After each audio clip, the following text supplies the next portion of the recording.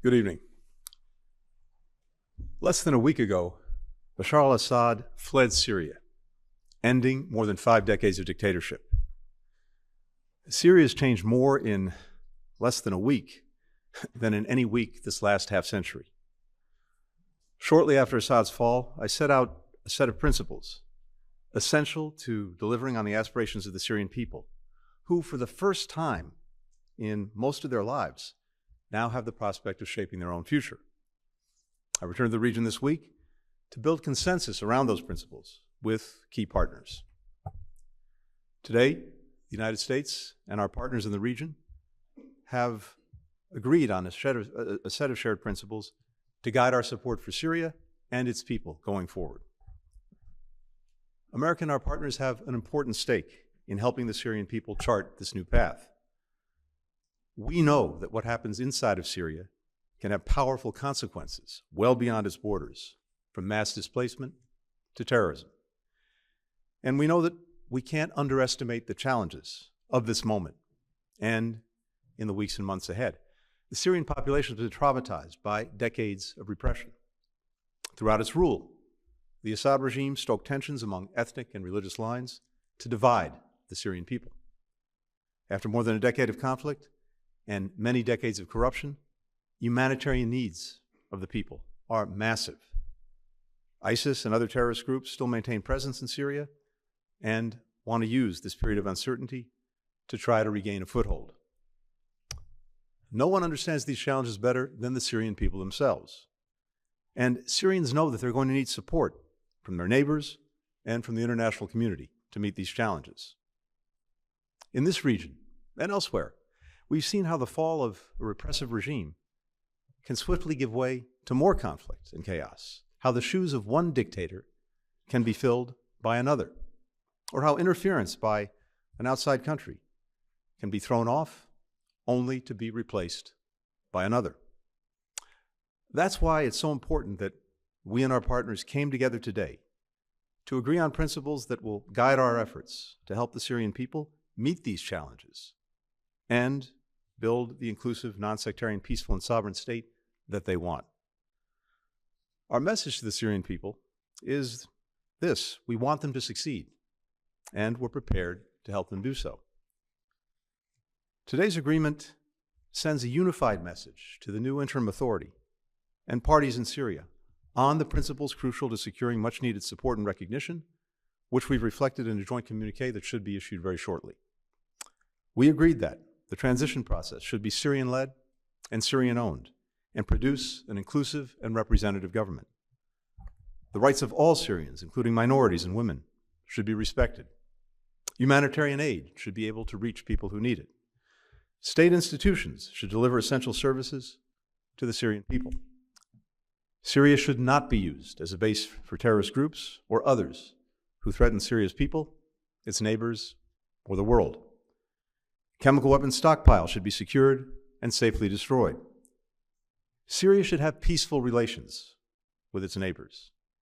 Relevant organizations should have access to facilities that can help determine the fate of missing Syrians and foreign nationals, and eventually hold abusers accountable.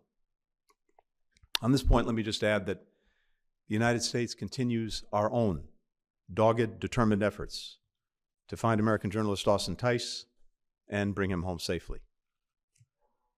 Now, no one has any illusions about how challenging this time will be, but there's also something incredibly powerful at work: a Syrian people determined to break with the past and shape a better future. Look at what we've seen over the past few days, what the world has seen. So many demonstrations of Syrians' commitment to build a different kind of nation, to embrace their newfound freedom, to choose national unity over narrow sectarian or ethnic interests.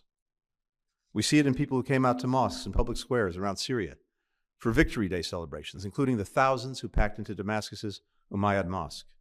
We see it in the thousands of Syrian families of disappeared people trying to help one another find missing loved ones. We see it in the SDF raising the flag of the Syrian revolution. We see it in the local volunteer groups that have sprung up all throughout Syria to clean streets, to deliver bread and medicine to those in need. We hear it in the Syrians in the street singing, "Hold your head high. You are a free Syrian." All of this was unthinkable just a week ago, and it does speak to the promise of this moment. We're determined to work with the Syrian people to shape a future that lives up to that promise. Today's agreement produced real progress toward that shared goal. I also used the meetings that we've had over recent days with our counterparts in Qatar and in Egypt to press forward on an agreement for the release of hostages from Gaza and a ceasefire, as I did earlier this week in Turkey. We continue to work relentlessly toward that goal. With that, I'm happy to take some questions. The first question goes to Jimmy Hansel of the CNN.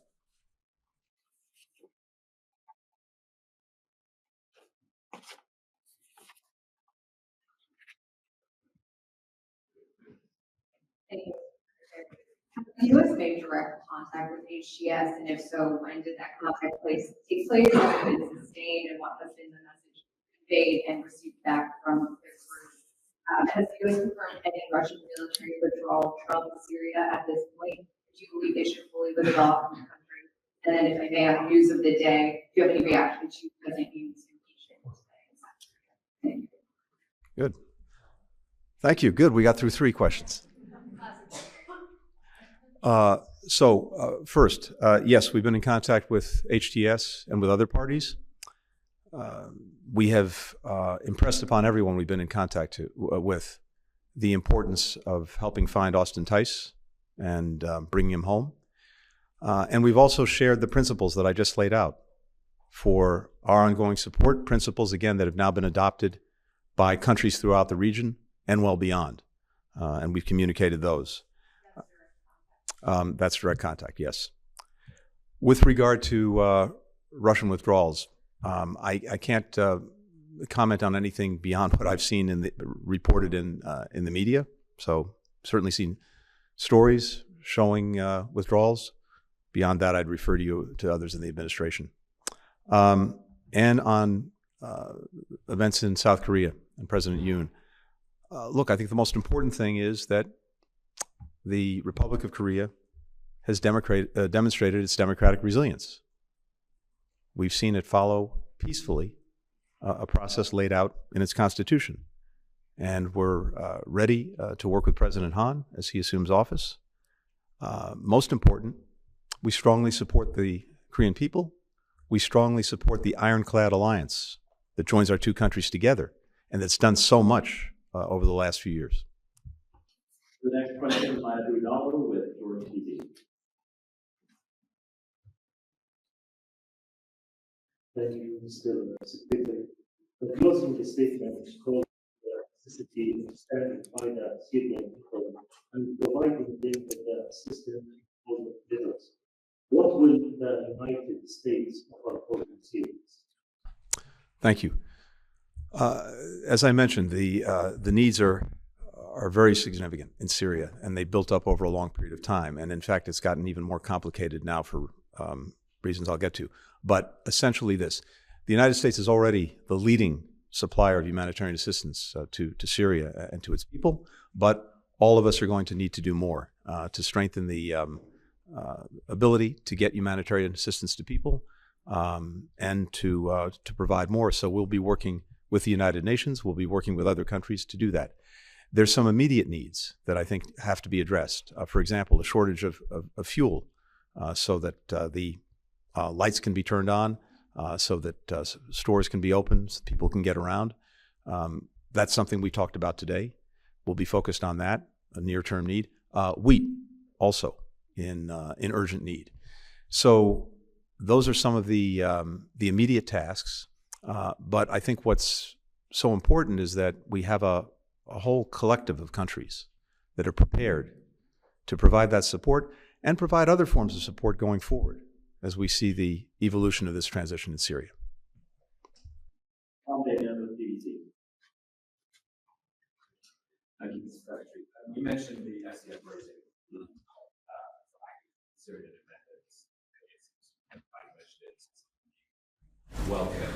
But I just wanted to press you on how far you expect your Kurdish allies to go. is it your expectation that they should fully cede authority to a future government in Damascus, or is any kind of autonomy for the Kurds still acceptable to you? And then on Gaza aid, Turkey yesterday, he expressed optimism for a ceasefire and hostage deal. But while the war goes on, so does its devastation. They've been told to be reports today of 18 people killed, 55 people reported to be killed yesterday. Now, back in May, you said after a major airstrike that Israel was making what you described as incremental gains. I mean, that was 7 months ago. So as the US arms this military action, what is your assessment of the strategy now? What is going on? Is it anything beyond applying pressure to Hamas to get them to the negotiating table? And if it is that, then simply not seeing ordinary Palestinians at the Thank you, Tom. So on the SDF, first we have the urgency of now, and the urgency of now is to make sure that the success that we've had over the last years in ending the territorial caliphate of ISIS, making sure that ISIS was in a box and stays there, that remains a critical mission. And the SDF is playing a critical role in pursuing that mission, a critical role, among other things, in securing the detention facilities that hold 10,000 or so foreign terrorist fighters, and also helping to repatriate them to their countries of origin. So, as I've discussed with our colleagues in Turkey and discussed with others, it's very important in this moment that it be able to continue in that role, because this is a moment of vulnerability in which ISIS will seek to regroup, taking advantage of the transition in Syria. Over time, of course, we hope to see a Syrian state emerge, one that is fully representative, that's non-sectarian, that's inclusive, that can bring together all parts of the Syrian community, including, for example, in its in security forces. That's a goal. That's, I think, what everyone in Syria would want to see happen, is a country that comes together. How that happens, how the country is organized, those are obviously decisions for Syrians to make, for all communities to participate in making those decisions. But that's going to be a process that unfolds over time. With regard to Gaza, as I said, I think the single most important thing that can happen to change the reality on the ground for children, women, and men who remain caught in this crossfire that Hamas initiated so many months ago would be to conclude a ceasefire and hostage return deal. That's the single thing that can fundamentally change what's going on in Gaza, and that's why all of us are working intensely to bring it over the finish line. It's been the focus of my efforts, the efforts of my colleagues over the course of the last few days, Jake Sullivan, Brett McGurk, Bill Burns, and others.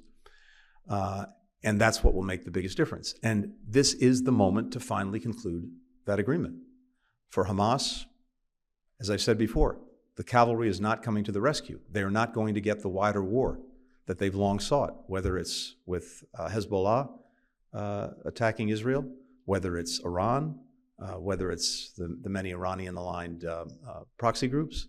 That's not going to happen. And I suspect that one of the reasons they've re-engaged in a more positive way in the last couple of weeks reflects that. And Israel, as I've said, some time ago, achieved its core military objectives necessary to helping ensure that October 7th never happens again, dismantling the military organization of Hamas and dealing with the leaders who were responsible for October 7th. So this is a moment to bring this to an end, and bring this to an end in a way that gets the hostages home and finally brings relief to people who suffered and continue to suffer every single day. Meanwhile, we continue to redouble and retriple efforts to get assistance into people who need it. And while much more needs to be done, we've seen in recent days, again, the number of trucks with assistance go up significantly.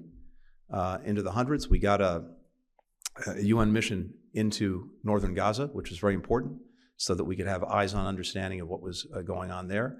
So even as we're trying to get the ceasefire hostage deal completed, we're pressing, pushing, driving on getting assistance to people who need it. And for the final question, Haidar Al-Abdali with Alpha TV. Secretary Blinken, what must the transitional Syrian government should do to earn the trust of the United States? And will the United States recognize the act of Caesar after the fall of al-Assad regime? Thank you. Great. Thank you. What we hope and expect to see is exactly now what many countries hope and expect to see, as laid out in the statement that we'll put out very shortly. This is what we agreed on today. The principles that I shared just a few minutes ago are exactly what we're looking for. And again, not just us, what virtually all of Syria's neighbors are looking for, major countries in the region, and major countries well beyond the region. And as we see Syria move in that direction, and in a Syrian-led and Syrian-owned process, take these steps, we in turn will look at various sanctions and other measures that we've taken and respond in kind. But the most important thing is action. We appreciate some of the positive words that we've heard in recent days, but what really counts is action and sustained action. This can't be the decision or the event of one day. It has to really be sustained over time. So we're watching this very closely. As I said earlier, we're also communicating directly with those in positions of authority in Syria. And I hope that today's agreement, the collective word of so many countries who will be important to Syria's future, carries weight and helps communicate clearly to the Syrian people that we're there to support them, but communicates also what we expect and hope to see going forward. Thank you very much.